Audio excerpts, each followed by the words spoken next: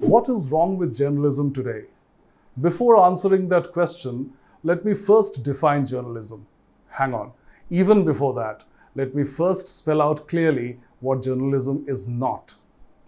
What you see Arnab Goswami or Rajdeep Sardesai do mostly on television, chat and debate, is not journalism. Barkha Dutt is a journalist only when she is seen outdoors. Studio chats do not make journalists. Oprah Winfrey is not a journalist. Reacting to a story is not quite journalism. If at all journalists react, they must react to stories that are their own production. Saying that you disagree with other commentators is not journalism either. Most web-based alternative media outlets don't do journalism. Journalism is finding out what is happening, rather than what is wrong with what others are saying is happening. It is not superimposing personal opinions on the stories. With that out of the way, let me turn back to the question I posed in the beginning. What is wrong with journalism today? Short answer, everything. Long answer, stay with me. Education. In the first 2 to 3 decades following India's independence, cub reporters or sub-editors mostly used to have a decent educational background. They had already been to universities and they would take up journalism as a hobby or as an adventure on the way to doing something else.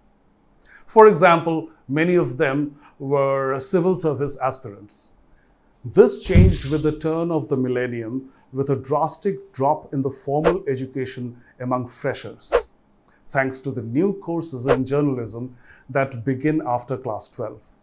These novices have no idea even of civics, the most important subject in journalism, let alone of history or science.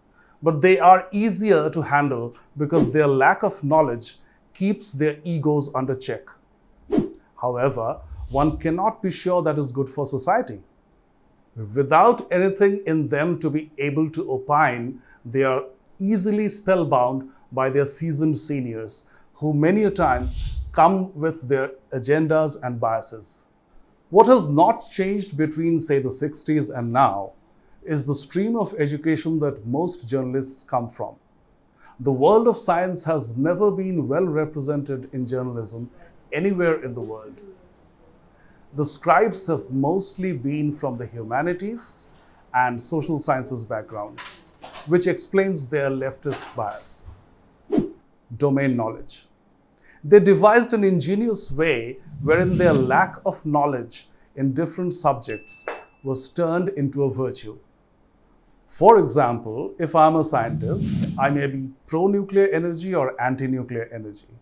If I know zilch about it, all I need to do is interview 2 nuclear scientists with mutually opposite views and quote them both without committing myself to either side.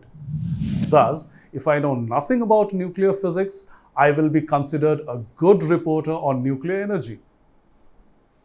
Mental conditioning. There is no formal training imparted to write opinion pieces. In fact, juniors cannot even dare suggest in the office they would write articles. They are supposed to be faceless laborers of the media house. Yet, a virtual training of sorts takes place. One could call it upbringing or conditioning. By the time a journalist is in his 40s, he begins getting a chance to occupy the editorial page of a newspaper or be seen on television. By then, 15 to 20 years of being tutored what not to say or write takes a toll. You are not supposed to use extreme descriptors or adjectives for anybody whose story you are analyzing. Your junior has done the reporting part already. You cannot state something obvious if it is not politically correct. You are compulsively politically correct, and consequently, your commentary is vacuous. What should have been a sophistication of expression is reduced to sophistry. Next, the rat race of breaking news. It's the breaking news culture that wrecked television journalism in India and is threatening to devastate web journalism as well. The temptation is to get the maximum number of viewers or readers by telling a given story before anybody else in the competition. This comes often at the cost of accuracy. Further, as a field reporter's career assessment depends on the number of breaking news stories to his credit, there is no incentive to unearth important stories while trivial information is packaged as earth-shattering news. Corruption in journalism. In my personal experience, monetary corruption is a rarity in journalism. You will find a serious lack of morality in other matters maybe. You may run into rampant debauchery and promiscuity among journalists. But in terms of money, just a few beats that involve big businesses and public policy are infamous. Petroleum beat, foreign affairs beat, defense beat, etc. belong to this category. During the era of controlled markets, telecom used to be another beat where reporters hid facts because they were paid to remain silent. Political bias. Political bias does not happen so much for a direct transaction in cash as it does for a whole lifestyle that being on one side offers. It is the membership of an elite club that your political bias would offer you, which in turn would also create what is now referred to as an ecosystem. In the past, USSR's KGB had several Indian newspapers on its payroll. They planted 5,510 articles in 1975 alone.